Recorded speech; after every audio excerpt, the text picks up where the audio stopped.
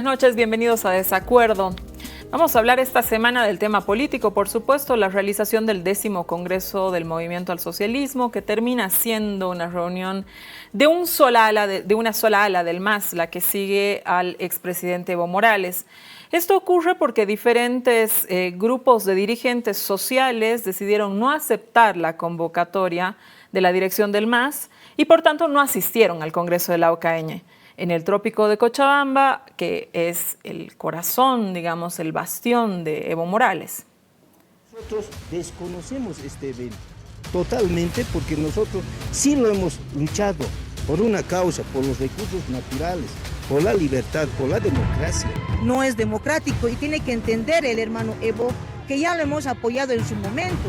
Ahora necesitamos que lo dejen gobernar a nuestro presidente. No vamos a participar, ha salido claramente una resolución de la Confederación Nacional y también de nuestra Federación Departamental. ¿Por qué? Porque siendo nosotros las dueñas nos han hecho a un lado, nos han discriminado. La Unión Sindical Única de Comunidades Campesinas de Tarija desconoce el Congreso Nacional del MAS y PCP convocado en la OCAeñe, al haber vicios de nulidad y en cumplimiento a la determinación de las matrices fundadoras del MAS y PCP legalmente establecidas. El Sindicato Trabajadores Mineros de Corocoro no participaremos porque también tenemos muchas necesidades que todavía como dirigentes tenemos que ir trabajando en nuestros distritos mineros.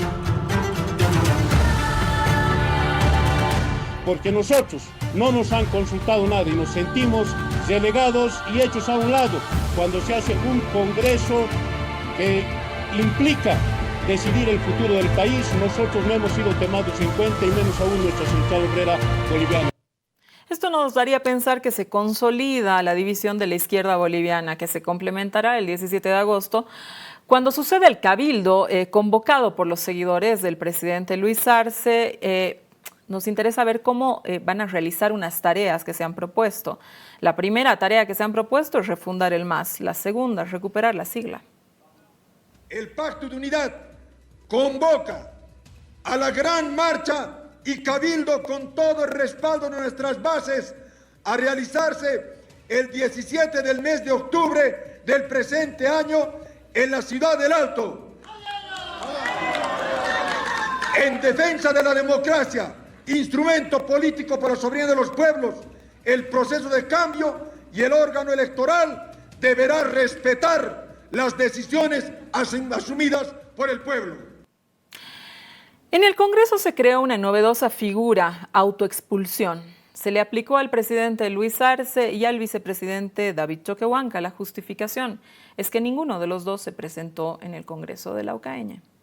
Se da por conocimiento la autoexpulsión de Luis Alberto Arce Catacora y David Choquehuanca Céspedes por no asistir a este magno 10º Congreso Nacional. Bien, además, como se preveía, en el Congreso se ratificó a Evo Morales como presidente del MAS y como candidato único a las elecciones del 2025.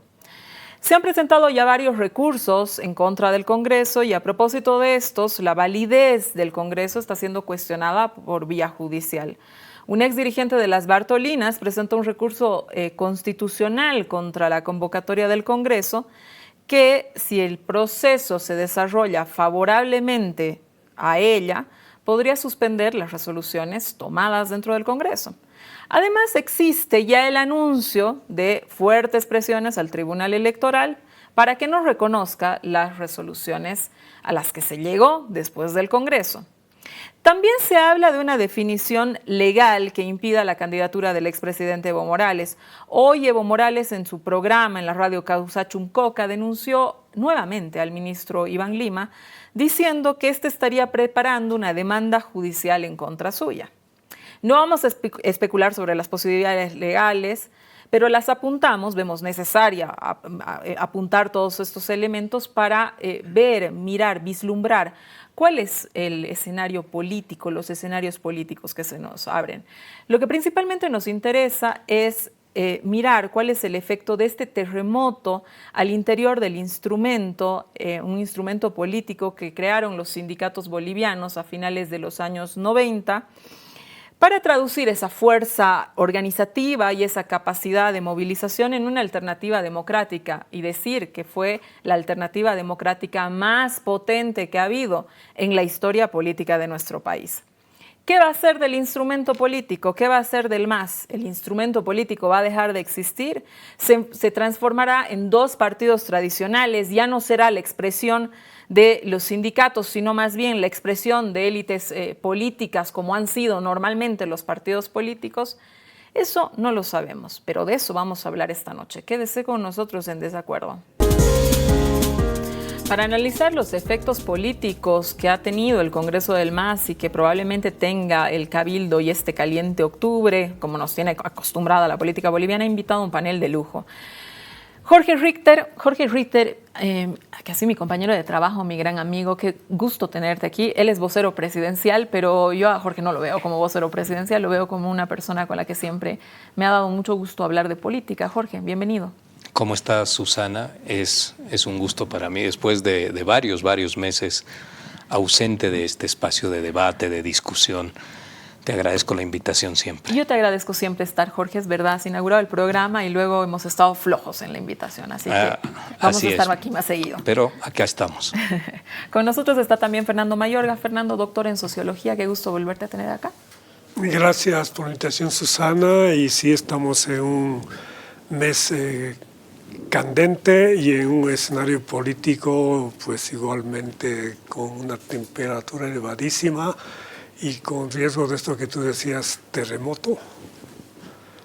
Habría que pensar en la audiencia en esa introducción que has presentado, que es esto de Congreso, Cabildo ampliado, resoluciones y todo ese conjunto de hechos que aparentemente no tienen una fácil explicación, y espero que este programa sirva para dar luces en ese sentido. Quiero empezar por el principio, Jorge. Fernando, tú has escrito un libro sobre la forma en que la crisis del 2019 impacta en la estructura de la organización del MAS. Estos cambios, de alguna manera, han preparado terreno para lo que hoy día está ocurriendo. ¿Podríamos contarnos cómo este proceso se da, cómo esta disgregación del MAS llega a un punto que termina en un dolorosísimo divorcio entre arcistas y evistas? ¿Qué es lo que sucede ahí? Sí, el año 2019, con el golpe de Estado y la derrota política del MAS, se cierra un ciclo caracterizado por un modelo decisorio, un esquema de gobierno, un estilo de gobierno de un partido que tenía un líder que concentraba las decisiones. Evo Morales era presidente del Estado, presidente del partido, cabeza de CONALCAM, las organizaciones sociales, y obviamente presidente de las 6 federaciones del Trópico. Y por lo tanto era el elemento que permitía unificar y dirigir la conducción del partido y del gobierno. El 19 se disuelve ese esquema decisorio y el MAS no logra, o logra de manera contingente establecer un esquema para, resistir toda la estrategia de Áñez y la coalición antimacista, y luego en torno a la recuperación de la democracia. Pero ahí aparecen lo que yo llamo disyunciones, separaciones. No hay un accionar coordinado, ¿no? Hay múltiples voces, estrategias disímiles, y la mejor muestra es que el binomio Luis Arce y David Choquehuanca es fruto de un acuerdo, no de un consenso. Y ahí empiezan los problemas. Y estas disyunciones van a manifestar por ejemplo, en las elecciones subnacionales, donde cuando Evo Morales asume la jefatura de campaña y entra en contradicción con varias determinaciones de empleados departamentales y en la selección de candidatos. Y luego lo que no puede el MAS como partido de gobierno es establecer roles precisos, ¿no?, para los actores estratégicos. Está el presidente del Estado, el vicepresidente del Estado y el presidente del partido. Evo Morales queda solamente con el mando del partido, que se convierte en su recurso de poder, ¿no? Y en gran medida va a ir a fortalecer el partido, pero el tema es que no logran, a pesar de que hay 3 intentos de establecer una instancia de coordinación, no logran establecer mecanismos para actuar de manera coordinada como partido de gobierno. Y se pasan de las disyunciones a las disputas y luego de las disputas a esta ruptura. ¿Por qué? Por una tempranísima electoralización dentro del MAS, que de manera, a mi juicio, equivocada, ¿no?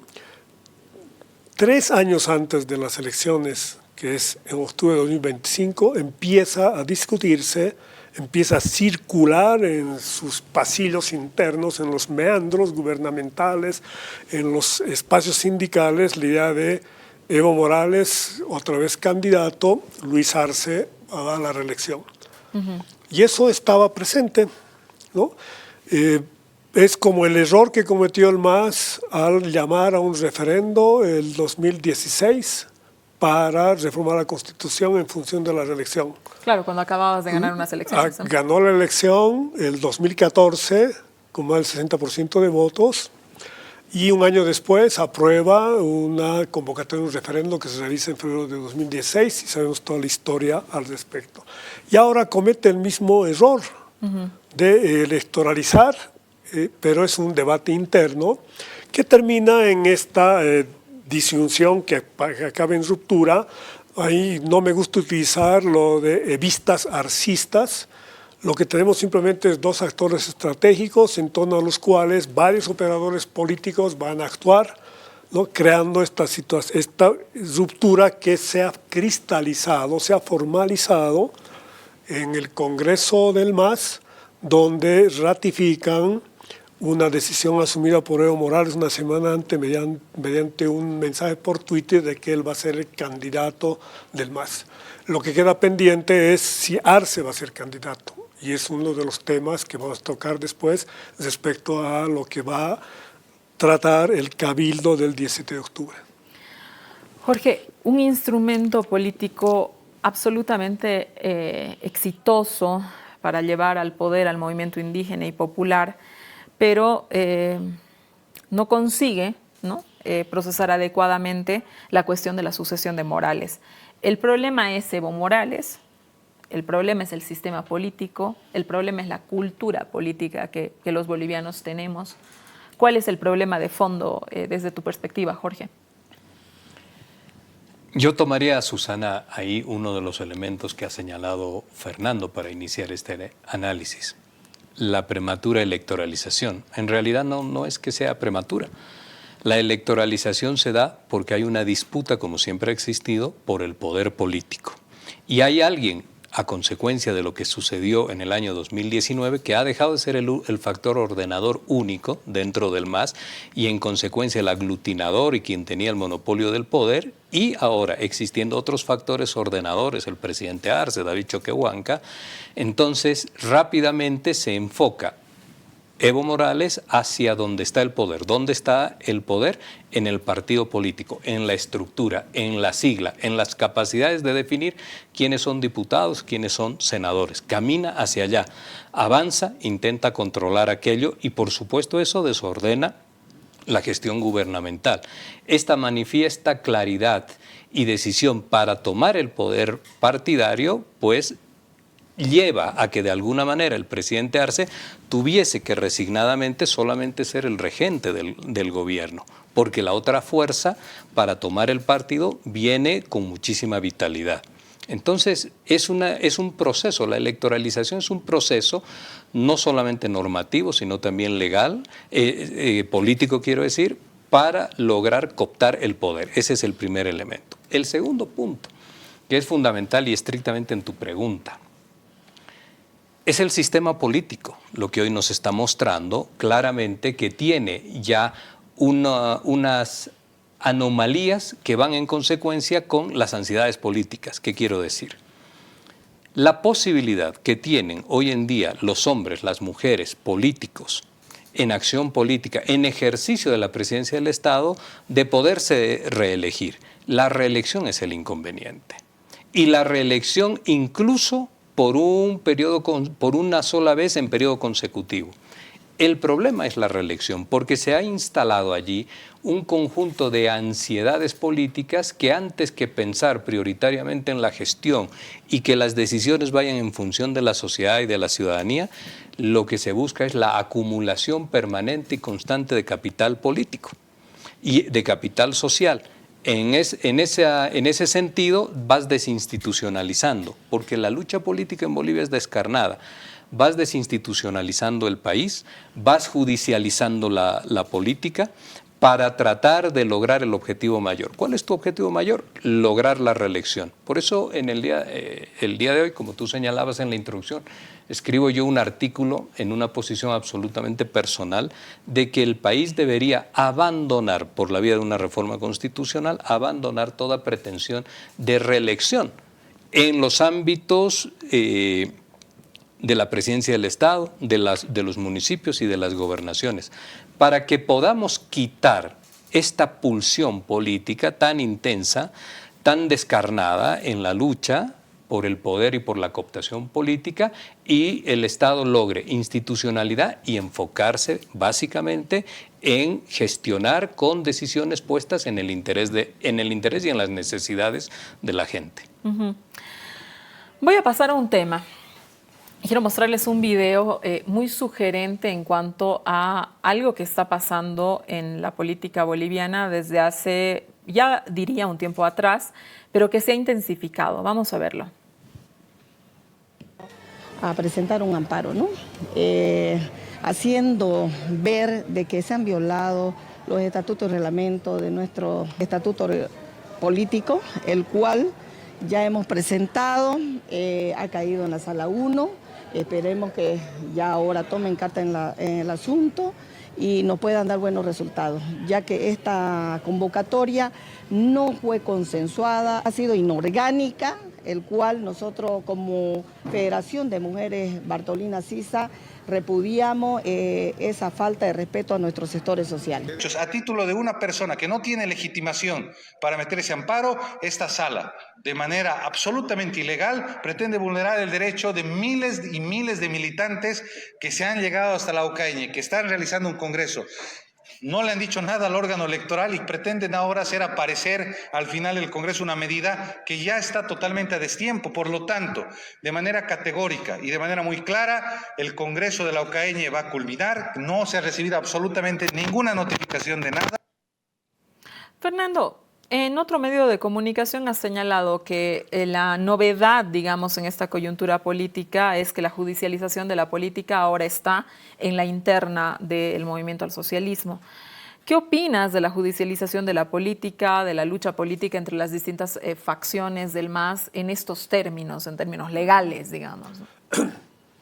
Sí, otra vez pensando en la audiencia, cuando decimos judicialización, estamos hablando de cómo normas, leyes, reglas, normas jurídicas van a influir en las decisiones que toma una organización política, pero estas normas son interpretadas y aplicadas por fuera de la organización política, en este caso el Tribunal Constitucional Plurinacional. Cuando no hay posibilidades, y es lo que está ocurriendo en el movimiento al socialismo, de que mediante el diálogo, el acuerdo, resuelvan sus conflictos y viene un actor externo, ¿no? En este caso el Tribunal Constitucional, va a exacerbar eso, la debilidad de esa organización y se crea una mayor incertidumbre. Estamos hablando, por lo tanto, de que la política pasa a ser subordinada a la regla, pero la regla es aplicada por una instancia ajena a la organización política. Y esto, me interesa destacar lo siguiente. Cuando el Tribunal Constitucional da curso a la postulación de Evo Morales y Álvaro García Linera en el 2019, en ese fallo establece algo muy grave, que es la reelección indefinida en todos los cargos de elección pública. O sea, para lo que plantea Jorge, el primer paso es revertir esa decisión. Y luego esta discusión. Ahora bien, la regla aquí es, y obviamente no es una buena manera de analizar, explicar las cosas a partir solamente de las reglas, pero tampoco a partir de lo subjetivo, ¿no? No es el ansia de poder de Evo Morales, no es el ansia de poder de Arce, eso tienen todos los políticos, pero no podemos explicar, ¿no?, los hechos a partir de esa subjetividad. Creo que esto requiere necesariamente analizar a qué responde el comportamiento de los actores estratégicos, y creo que, con esto termino, el punto de partida, a mi juicio, es la ausencia que ha habido en el movimiento del socialismo de un balance adecuado de lo que ocurrió en 2019, del por qué esa derrota política que yo llamo el 2019, y pensar como derrota política no como golpe de Estado, porque un golpe de Estado se ha quedado en una explicación por la vía de la derrota fruto de una conspiración sin asumir, ¿no?, las responsabilidades. Y ese es un punto. Y el segundo es pensar que se está en otra etapa del proceso político, en otra fase del proceso de cambio, porque ha habido esta interrupción de la democracia, ha habido pandemia, hay cambios en la matriz productiva y esto plantea otros desafíos. Entonces, a la ausencia de esa deliberación, de ese debate, es lo que además está alimentando el protagonismo individual y por lo tanto no hay explicaciones sobre las acciones y entonces se queda en esta explicación por la vía subjetiva que a mi juicio creo no explica, es una variable importante pero no es la que explica lo que está sucediendo en el MAS. Judicialización de la política, Jorge. A ver, la interna del MAS ya está judicializada. La pregunta es, ¿esta judicialización va a lograr inhabilitar candidatos, como lo han denunciado? ¿Va a lograr inhabilitar siglas? ¿Esto vale la pena? ¿Qué consecuencias esto tiene para la democracia? ¿Es remediable? ¿Es inevitable? ¿Ya no tiene solución? Es decir, esto ya es un camino abierto, ya sin, un callejón sin salida, no lo sé. ¿Cuál es tu opinión sobre esto, Jorge? Hoy ya es un camino abierto. Lamentablemente es un camino abierto. Yo quisiera puntualizar algo que menciona Fernando. Desde el año 52, por no ir más atrás, es absolutamente importante ver que las ansiedades políticas han signado el uso permanente de la reelección como un mecanismo de satisfacción política, no solo personal, sino también partidaria. Por supuesto que pueden existir otros factores, pero ahí vamos mirando cómo todos los actores políticos, casi a excepción de Eduardo Rodríguez Belcé, han buscado de una u otra manera volver a la presidencia del Estado, a reelegirse. Si este es un mecanismo presente, pues extirparlo de la Constitución Política del Estado nos deja que ya no hayan esas disputas políticas. Ampliamos el periodo, como está en mi propuesta, a 6 años para que se pueda tener la suficiente estabilidad gubernamental y de gestión, pero quitamos el gran centro de la disputa política, que es el cooptar estructuras políticas partidarias, organizaciones sociales, para fortalecerse y lograr nuevamente el retorno a la presidencia del Estado a partir de lógicas caudillistas en nuestro país, que esa es una realidad que está claramente en la historia de nuestro país. El otro punto que tú señalas, Susana, bien, la judicialización de la política. Bolivia tiene un rezago de reformas a su institucionalidad. Desde el año 2006, que inicia el proceso de cambio, con una agenda puesta por lo que fueron las movilizaciones del año 2003 y toda aquella coyuntura, la necesidad y la demanda de representación política adecuada, sumando la conformación y estructuración de un nuevo Estado, el Estado plurinacional, más la nacionalización, más la Asamblea Constituyente como mecanismo de reforma del Estado. Pues todo aquello dejó de lado, sin percibir, un conjunto de instituciones que se han ido rezagando en su necesidad de reforma para estar de forma pareja con lo que la sociedad boliviana va evolucionando, y no decimos que haya evolucionado ni bien ni mal, sino que ha tenido una evolución, que este Estado ya no es el mismo del año 2006.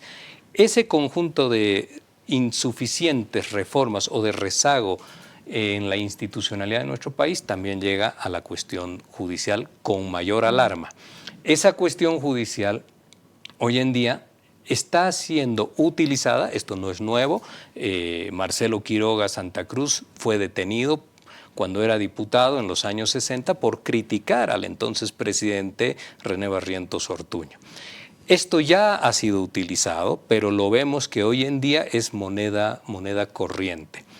Un poder judicial que en mi criterio sí es independiente porque ellos mismos marcan, jueces, fiscales, etcétera, marcan una distancia del poder político, hacen unos favores a unos, hacen otros favores a los otros. No necesariamente oficialistas y opositores, pero preservan su espacio de decisión. Y en esa perspectiva, los políticos, pues de todo el escenario político, van tratando de obtener su espacio correspondiente de la cuestión jurídica. El gobierno de los jueces en Bolivia, ese comunicado del Tribunal Constitucional el año 2019 que avalaba la presidencia de la señora Áñez, la reforma indefinida. Luego, que avalaba, pero luego en el 17, un mes después no avalaba, pero una cosa así, ¿no? Pero el gobierno de los jueces es la presencia a través de la voz judicial e interpretación de la Constitución Política del Estado,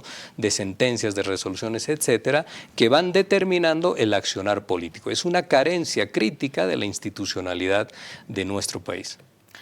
Urgente, Asamblea Legislativa, necesita llamar a las elecciones. Sí. A ver, lo que plantea Jorge es irrelevante ahora porque no va a incidir en la disputa actual. Hoy día hay reelección. Y si hablan de Luis Arce como candidato es porque hay reelección. Ahorita la disputa en el MAS y la ruptura es porque hay esas dos posibilidades. Una ya ratificada, formalizada, que es la de Evo Morales candidato para el 2025 y está veremos si Arce va a ser o no candidato. Esas son las reglas actuales, ¿no? En ese marco es que hay que pensar qué pasa con lo de la judicialización, que además está a cargo de un actor, el órgano judicial, que está muy cuestionado ante la opinión pública, que está jugando sus propias cartas, vetando, retrasando la convocatoria de elecciones judiciales, ¿no? Actuando con una autonomía que lo convierte casi en un superpoder, además ahora aprovechando estas disputas en el partido de gobierno para intervenir en las decisiones políticas. ¿Cómo se puede manifestar esto? Uno, lo que presentaste en la última participación de una representante de las Bartolinas. El intento de anular las decisiones del Congreso del movimiento socialismo. Y esto implica desconocer a la directiva, desconocer a Evo Morales como presidente del partido y desconocer la proclamación de su candidatura. Y eso generaría, ahí de siempre sería no una desinstitución, una disputa respecto a quién maneja un partido que paradójicamente en los últimos 3 años ha ido en un proceso de institución muy fuerte. Antes el MAS como partido era una sigla, una cáscara. Evo Morales fortalece, hace congreso orgánico. Estamos hablando del partido el único partido que existe en Bolivia con arraigo social, con base territorial y ahora con estructura orgánica. Entonces, si se anulan las resoluciones del Congreso del MAS, habrá que ver qué sucede. Ahí vamos a ver cómo interviene el Tribunal Constitucional.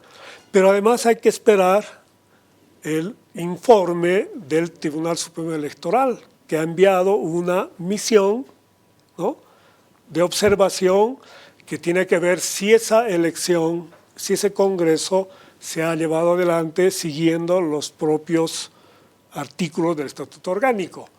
Y yo quiero recordar eso, analizo en mi libro, que la primera elección que se da en Cochabamba de dirección departamental bajo el nuevo estatuto fue anulada por un informe del Tribunal Supremo Electoral por incumplimiento del estatuto, porque el estatuto tiene muchas contradicciones y es muy restrictivo, ¿no? Hay un riesgo ahí.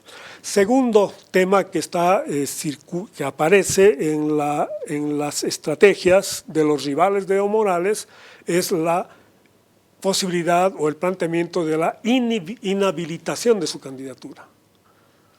Y algunos hasta hablan de que con un informe negativo del CIF, de una anulación del Congreso, de la decisión del Congreso, la necesidad de convocar a un nuevo Congreso pueda ponerse en riesgo la propia vigencia de la personería jurídica del MAS. Y con esto termino. ¿De qué estamos hablando? de que hemos tenido en 20 años un partido que era el pivote del sistema de partidos. El modelo boliviano era un sistema de partido predominante porque había una fuerza dominante que llegó a tener 2/3 de cámara de las dos cámaras legislativas en 2 gestiones, mayoría absoluta en 4 elecciones consecutivas, ¿no? Y ese era el factor de ordenamiento de la democracia boliviana, ¿no? Si entra en crisis, ¿no?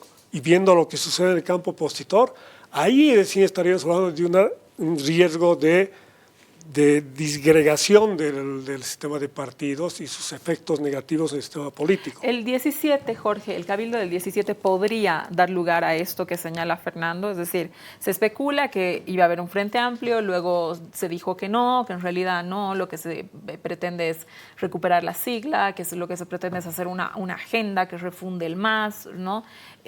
Varios dirigentes de distintas organizaciones han hecho declaraciones del tipo tienen que reconocer, ¿no? Las decisiones que tomemos ahí. David Choquehuanca ha hecho unas declaraciones fuertes en contra de lo sucedido en el Congreso, incluso ha hablado que se ha acabado la dedocracia, ¿no? Entonces, ¿qué quiere decir David Choquehuanca con que se ha acabado la dedocracia? ¿Qué es lo que va a suceder o qué es lo que podría suceder en el cabildo del 17 de octubre? Hay 2 cosas que yo quisiera decirte ahí, Susana. Lo primero, algo que acaba de mencionar Fernando. Lo irrelevante, Fernando, es hacer solamente una descriptiva de lo que sucede en la realidad y en la coyuntura. Hay elementos de fondo que se están discutiendo y que se están debatiendo hoy en día en la política. Ya sabemos que ha ocurrido en el Congreso de Laucaeña, pero ¿cuál es el elemento de fondo? La disputa por el poder político. Álvaro García Linera habla de 2 liderazgos, el social y el estatal.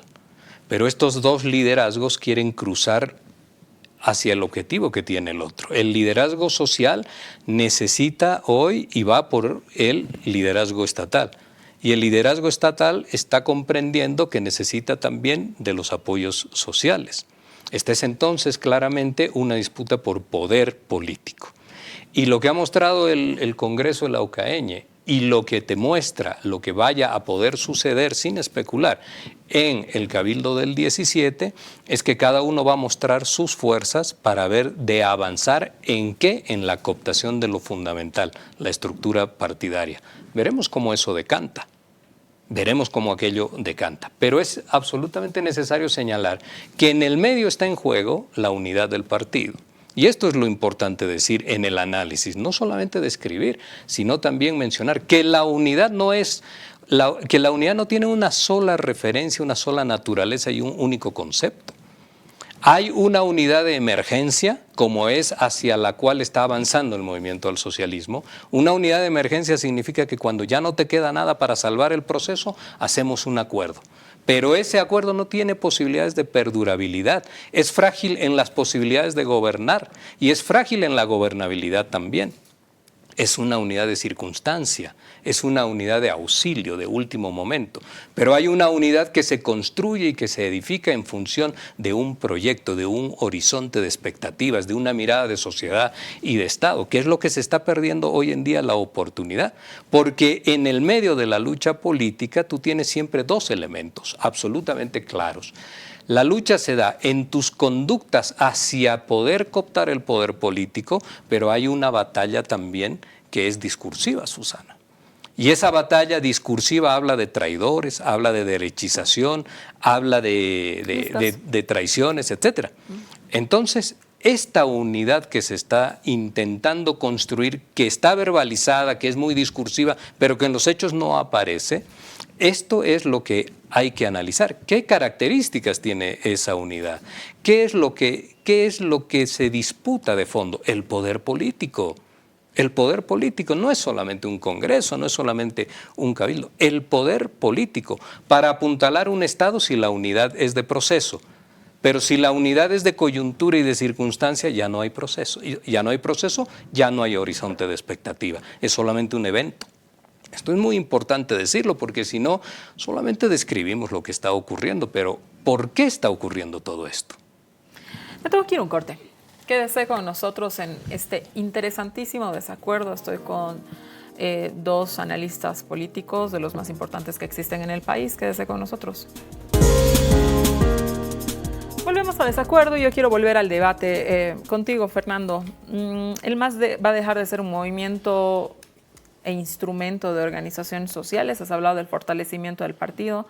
Se va a convertir en un partido de modo clásico, es decir, de élites, de organizaciones de élites políticas, como lo ha sido tradicionalmente en el país. ¿Qué pasa con la representación sindical de las organizaciones sociales? ¿Cómo ves que vaya a suceder, Fernando? El MAS tiene un rasgo peculiar, ¿no? Lo de instrumento político no es retórico. Ahí lo orgánico sindical, campesino indígena, es la médula del MAS, siempre fue la médula del MAS. ¿No? Por eso, unidad, decía Jorge, unidad, por ejemplo, si uno lee el Manifiesto de Buenos Aires cuando definen el binomio Arce-Choquehuanca, la convocatoria y el comunicado dice 7 veces, dicen unidad, unidad, unidad, y ahí sí fue un acuerdo. Pero a partir de qué, de esta decisión que yo señalaba, lo orgánico dijo, el binomio es Choquehuanca-Andrónico Rodríguez, y en Buenos Aires termina Arce-Choquehuanca. Ahí ya empieza esta disyunción que yo llamo, ¿no? Que es una caracterización de una etapa en la vida del partido, ¿no? Entonces, lo orgánico hoy día está puesto en cuestión porque la pugna interna ha llegado también a dividir las organizaciones a nivel dirigencial, ¿no? Y eso todavía para mí es una incógnita, ¿no? ¿En qué grado eso va a terminar hacia porque abajo, ¿no? La historia del sindicalismo boliviano es de una unidad monolítica, porque así se crea el 52, afiliación obligatoria, un solo sindicato por gremio y luego ascendente hasta confederación de manera, ¿no? Con un vértice. Y esa es la fuerza del movimiento socialismo, es instrumento político, ¿no? Ahora, ¿cómo se manifiesta esta disputa que hay ahora entre un intento de fortalecer el espacio partidista frente al orgánico y la disputa por la sigla? En el hecho de que se llame cabildo lo del 17 de octubre. Es paradójico, ¿no?, que impugnen las dirigencias de las conferencias al Congreso por no haber consensuado la agenda del Congreso y piden que el tribunal anule ese Congreso. Y estas organizaciones no llaman a un ampliado del Pacto de Unidad, que es lo que corresponde orgánicamente. Llaman a un cabildo. ¿Por qué? Porque el cabildo permite la participación de quienes no son delegados. Entonces evita lo orgánico. Y se abre esta idea, por eso es una incógnita, si esta idea del Frente Amplio va a aparecer ahí. Van a participar cualquier simpatizante, adherente al gobierno, cualquier persona. No hay representación. Y por eso no tiene, sabemos que el cabildo en sí no tiene efectos vinculantes. Y en el mundo sindical, si no es resolución de empleado, no tiene ninguna posibilidad de ser acatado.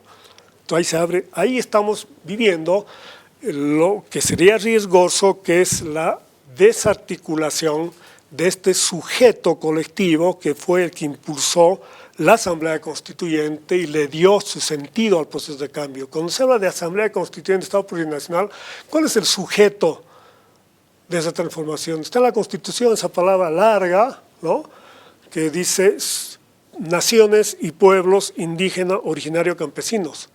Esa era la alianza de las 5 organizaciones del Pacto de Unidad, ¿no? Entonces eso es lo que está hoy día.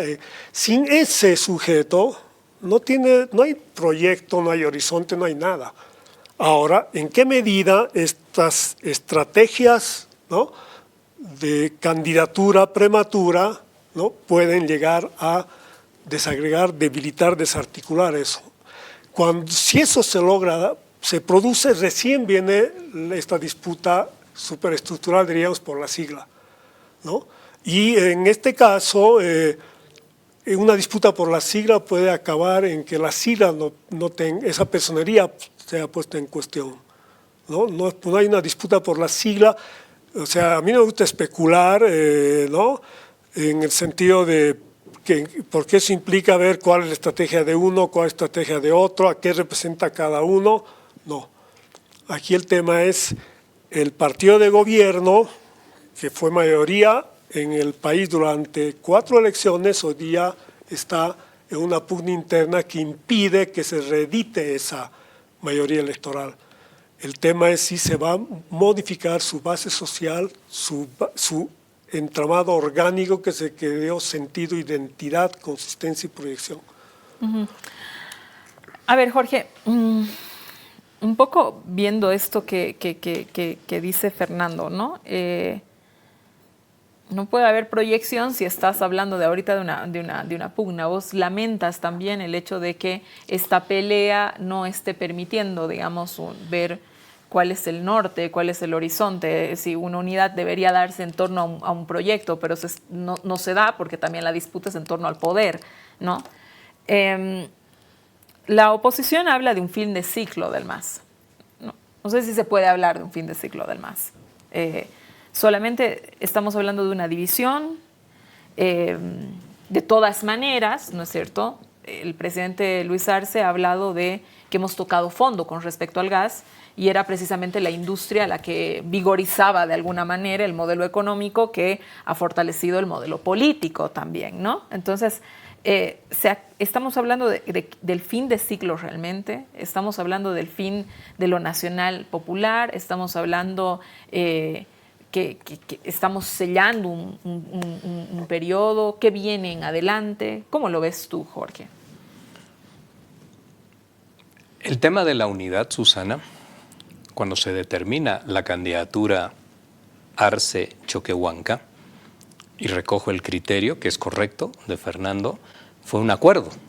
Y eso es lo que abona estos conceptos o estas diferencias de la naturaleza de la unidad.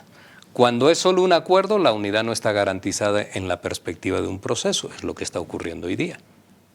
Cuando la unidad está en torno a un horizonte construido de sociedad e imaginado de sociedad y de Estado, entonces la unidad está mucho más fortalecida. Año 2006, elección del 2005, 2006 y el proceso en adelante. Eso es absolutamente fundamental mirar, porque hoy día se utiliza la palabra unidad, pero no es solamente la cuestión de abrazarse entre todos y ya se tiene la unidad suficiente. No.